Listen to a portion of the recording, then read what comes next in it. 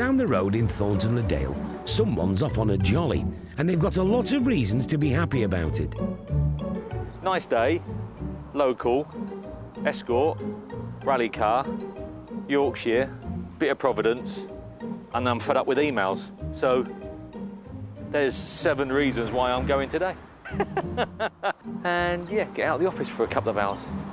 Winner, winner.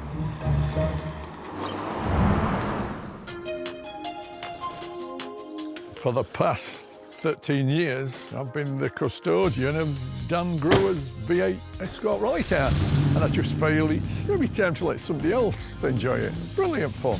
I did a Lombard rally at Duncan Park. It's not really moved for 2.5 years. Nothing wrong with it. Brilliant. Uses a lot of petrol. In fact, all my pension goes on petrol. Near York, Ian Bell is saying farewell to a Mark II Escort with a V8 squeezed in it that once belonged to racing legend Dan Brewer. The story of how Ian came to own the car stretches back beyond the mudguards of time. Oh, blimey, how far do you want me to go back? To beginning? Yeah, go on then. Go on then, right. OK then, everyone buckled up. I think it was about 1971. My dad says to me, do you want to go watch your rally? It was minis predominantly, a few Escorts, Cortinas, Anglias, that sort of thing. And then all of a sudden, there's this car coming, and where the rest of them were braking, this car just, like, he put it sideways, and I'm thinking, oh, looks like an accident, but it wasn't. And it was Dan Brewer in his Volvo. I've no idea how he got around this corner, but he did. And after that, I was really hooked. And then when I got my own car, I bought this Datsun 1200, and I thought, oh yeah, job sorted, I'm going to crack this, no problem.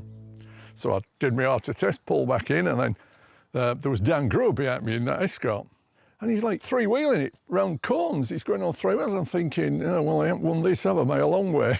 You know, not a chance. By way of explanation, we feel you need to know that the late Dan Brewer was a Yorkshire rallying legend. He was also known as Mad Dan and Desperate Dan, a brilliant driver, particularly famed for taking his Volvo 122 to insane speeds whilst towing a caravan. Mad Dan's real name was actually Colin. I worked at a garage in York, and Colin Brewer's brother Ian, he used to come. Then he was telling me that Colin was ill. Since leaving York, Colin had gone to France, and then he'd gone to a little village near Galway in Ireland, and sadly he passed away. By way of further explanation, just a couple more things. The engine of choice for these cars was a Ford Cosworth BDA. B for belt, D for drive, A for something else. I'm only going for what people said. They seem to think the BDA was a little bit temperamental. I know that the Rover V8, going by the readouts we've had, it's sort of putting out the same power as a BDA. BDAs are maybe more now, the ridiculous power they get from them. Now, there's just one more thing before we leave this invaluable lesson. As any rallying enthusiast will tell you, almost every day if given the chance, the sensible engine to put in this car is the Pinto. Strong, reliable, tunable, and made by Ford, not Rover. People say, oh, drop a Pinto in it, or drop this engine in it. No, I ain't dropping engine in, else it wouldn't be Dan Brewer's V8 Escort if it had a 4-cylinder Pinto in it. I've done as little as possible, put 2 new seats in it, put some new seat belts in it, new brakes. It's a good throwback in time, it's a blast from past. If it sells, I would love it to stay around York. I think I've done my bit. I've got it across from Ireland, so somebody else is going now. Near York, Dave's arrived to collect Dan Brewer's hybrid rally Escort from Ian Bell. Hello, mate. Good to see you, mate. Well done. Yeah. V8, though. V8. Why? Supposedly it was more reliable Was that than right? the BDA. Yeah, probably is. It came back from Ireland. I heard it was there. I just remember it from years ago. It just seemed a shame to leave it there, so I took my missus for a nice weekend to Ireland. While we're here. Yeah, while we're here, we're just going to go look at this Escort. But yes, evidently this was built from an RS 1800 shell. You couldn't get a bigger radiator in there if you tried, mate, could Range you? Rover. Is that what it is? Yeah. Yeah, it's bloody massive, isn't it? Have you used it in anger? I did one of those Lombard rally festivals at Duncan Park. Yeah. It was brilliant fun. Really was good fun. with it having lots of history, I just feel I've been more the custodian of it than the owner of it. Yeah, it's really bespoke, isn't it? Yes, no power steering at all. Not so bad when you get going, but no, stood still, you don't want to be doing a three-point turn. And you're wondering what that is behind the seat. Before I ask a question, I was just trying to work it out. It's the heater. Hence the water pipes going into it. Yeah, what a machine. That one, that's your map light. Oh, is it? Yeah. Obviously. Yeah. Remind me before you go to put some more petrol in it for you, because I put a tenner in yesterday and it loves petrol. How long will a tenner last you, Ian? 5 or 6 miles. It's an animal, isn't it? It's an absolute animal, really. Yeah. Just looking around it, it's just like a bit of a time warp thing, isn't it? Yeah. It's a plaything, really. Oh, yeah. We just got to find someone who just wants to have a bit of fun, really. Yeah, and that's a blast all it is. about. Well, go on, while you are there, just fire it up so we can hear it out here, yeah? Because it's, yeah, this is something you don't hear every day, a V8 in an Escort. It messes with your head a bit, really, because it shouldn't sound like that. It's just like, hang on a minute, hang on. Your eyes are telling you it's an Escort and your ears are telling you it's a TR7 V8. Yeah. We just got to find someone else who's as balmy as me and Ian, that's the trouble. And the clutch, I'll let you put it on the trailer. What is it, on or off or heavy? On it, both. Both. Both. Both. Absolutely both.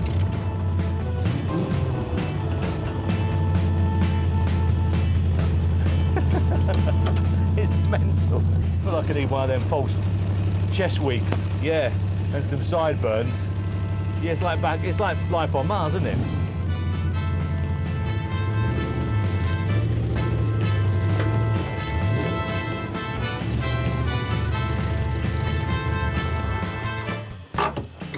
We're there.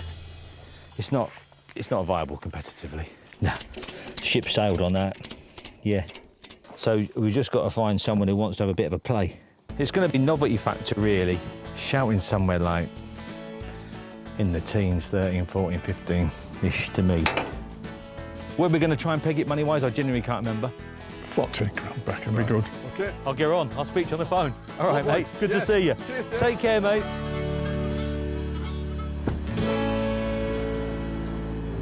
This is a Mark II Escort rally car. Now, I do know that it's a little bit different to a standard one because she's got 8 cylinders.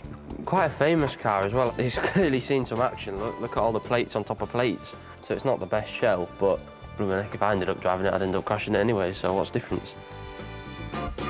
It looks heavy, doesn't it? With the bigger wheels and bigger tyres, and it's quite squat and the mud flaps are nearly on the floor. It just looks heavy, doesn't it? But it'll go all right though, won't it? I haven't actually heard it, you know. I haven't heard it. I want to hear it, but if I ended up starting it, I'd end up doing donuts in the shed, so I can't do that. But it'd sound mint though, wouldn't it? Going through the woods sideways and lots of rev and wheel spin and all that. Generally in these Escorts, you run an Atlas rear axle, so you can run more power through it, because obviously the standard one isn't going to take it. The standard diff just... You put a jag axle in and a jag gearbox instead of a 5-speed ZF, just to be different. But it clearly worked though, didn't it? That's what it wants, isn't it? Somebody to use it. If I had more time and more money, then I'd use it, but I don't, so that's the end of that, isn't it? 1977 Ford Escort. Here we go, hang on, he's walking over. Dad collected this one, I'll let him do this one.